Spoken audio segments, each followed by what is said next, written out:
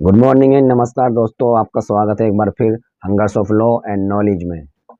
आज हम एक बहुत सीरियस टॉपिक पर बात करने वाले हैं दोस्तों, जो practising lawyers and law students जो अभी अपना कैरियर बनाने एनरोल हो चुके हैं, न्यूली एनरोल्ड हैं और अपना कैरियर के लिए स्ट्रगल कर रहे हैं।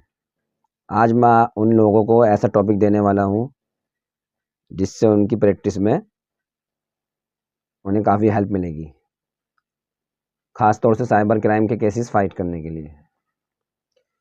इस वीडियो सीरीज़ को दोस्तों मैंने कई पार्ट्स में बनाया है, जिसका आज पार्ट 1 हम डिस्कस करेंगे। पार्ट 1, इथिकल हैकिंग, वो क्वेश्चंस जो हर वकील को पता होने चाहिए। दोस्तों, आज मैं आपसे एक सवाल पूछ रहा हूँ। अगर कल आपके पास एक साइबर फ्रॉड, व्हाट्सएप स्कैम या ऑनलाइन चीटिंग का केस आ जाए, तो क्या सिर्फ आप डायरेक्ट पढ़कर आप उस केस को इफेक्टिवली फाइट कर पाओगे? सच ये है, आज का क्राइम डिजिटल हो चुका है, लेकिन हम लॉयर्स आज भी सिर्फ पेपर वर्क तक ही लिमिटेड हैं। इसलिए आज मैं बात करूंगा इथिकल हैकिंग के उन क्वेश्चंस की जो हर वकील को खुद से पूछने चाहिए। क्वेश्चन 1, इथिकल हैकिंग होता क्या है? इलीगल हैकिंग से अलग कैसे है ये? इथिकल हैकिंग का मतलब होता है लॉफुल परमिशन के साथ सिस्टम को टेस्ट करना, ताकि उसकी वल्नरेबिलिटीज़ आइडेंटिफाई की जा सके। और जब हम साइबर क्राइम केसेस लड़ते हैं तो कोर्ट में सबसे पहला सवाल होता है, वकील साहब ब्रीच हुआ कैसे, एक्सेस मिला कैसे? अगर ये आप समझ ही नहीं पाओगे तो प्रोसिक्यूशन या डिफेंस दोनों वीक हो जाएगा, चाहे आप प्रोसिक्यूशन साइड से हो चाहे आप डिफेंस साइड से हो। Question number 2, cyber crime cases में टेक्निकल एविडेंस का रोल क्या है? Call details record, IP address, logs, device forensics, ये सब सिर्फ वर्ड्स नहीं हैं। अगर आपको ये नहीं पता कि आईपी एड्रेस प्रूफ कैसे होता है, आईपी एड्रेस स्पूफ कैसे होता है, रिमोट एक्सेस कैसे मिलता है, मालवेयर से डाटा कैसे लीक हो जाता है, तो आप एविडेंस को चैलेंज ही नहीं कर पाओगे। क्वेश्चन नंबर 3, क्या बिना इथिकल हैकिंग नॉलेज के साइबर केस लड़ा जा सकता है? लीगल आंसर सिंपल है, लड़ा जा सकता है, बट जीतना मुश्किल हो जाता है, क्योंकि आज कोर्ट्स भी पूछ रही हैं ब्रीच का मेथड क्या था वकील साहब, सिक्योरिटी लैप्स किस लेवल का था, एक्यूज के पास एक्चुअल एक्सेस था कि नहीं, और ये सब टेक्निकल क्वेश्चंस हैं।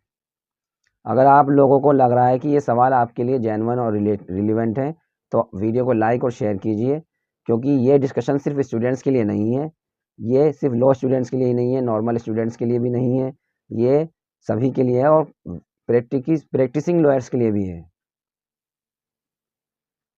अब मैं आपको सिंपल लैंग्वेज में समझाता हूँ कि इथिकल हैकिंग का रोल लॉ के साथ कैसे जुड़ जाता है।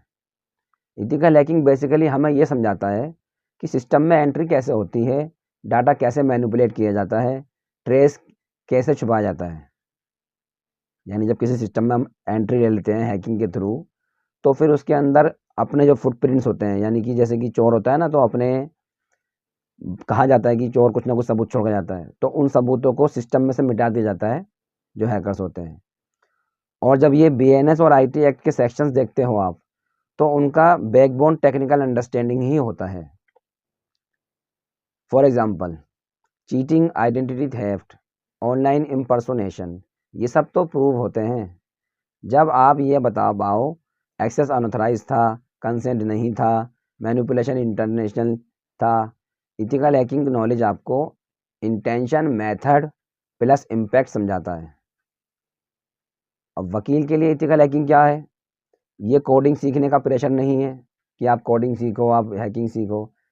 ये सीखने का मतलब है साइबर एविडेंस को रीड कर पाना, फॉरेंसिक रिपोर्ट्स को समझ पाना, पुलिस वर्जन को ब्लाइंड एक्सेप्ट ना करना। पुलिस जो बोले, क्योंकि आपको नॉलेज नहीं है हैकिंग की, ये टेक्निकल टर्म्स आप जानते नहीं है, तो आप जो चार्जशीट में लिखा है वही आपको एक्सेप्ट करना पड़ेगा। डिफेंस या प्रोसिक्यूशन को टेक्निकली स्ट्रॉन्ग बनाना, आप चाहे केस में डिफेंस की साइड से हो चाहे आप हो प्रोसिक्यूशन की साइड से। अगर आप ये टर्म्स ठीक से जानेंगे और इन चीज़ों की आपको नॉलेज होगी, तो ही आप सही से एक्सप्लेन कर पाओगे, अपना साइड ठीक से रख पाओगे। आज जो लॉयर साइबर क्राइम में स्ट्रॉन्ग हैं, वो कोर्ट रूम में कॉन्फिडेंस के साथ बोलता है, यानी जिसके पास इथिकल हैकिंग और नेटवर्किंग की प्रॉपर नॉलेज है, ज़्यादा समय नहीं लगता है, 2 से 3-4 महीनों के अंदर ये सब चीज़ें सीखी जा सकती हैं और ऑनलाइन फ्री में सीखी जा सकती हैं। अगर आप चाहो तो मैं बताऊं इथिकल हैकिंग के बेसिक टूल्स, साइबर केसेस के रियल एग्जांपल्स, कौन से एरियाज लॉयर को सीखने चाहिए और कौन से नहीं सीखने चाहिए। तो कमेंट कीजिए कि सर इस टॉपिक पर और भी नॉलेज प्रोवाइड कीजिए। ऐसे ही और इन्फॉर्मेटिव वीडियोस के लिए जुड़े रहिए मेरे चैनल से, hungers of law and knowledge. यहाँ सिर्फ थ्योरी नहीं, प्रैक्टिकल चीज़ें भी समझाई और सिखाई जाती हैं। थैंक यू दोस्तों।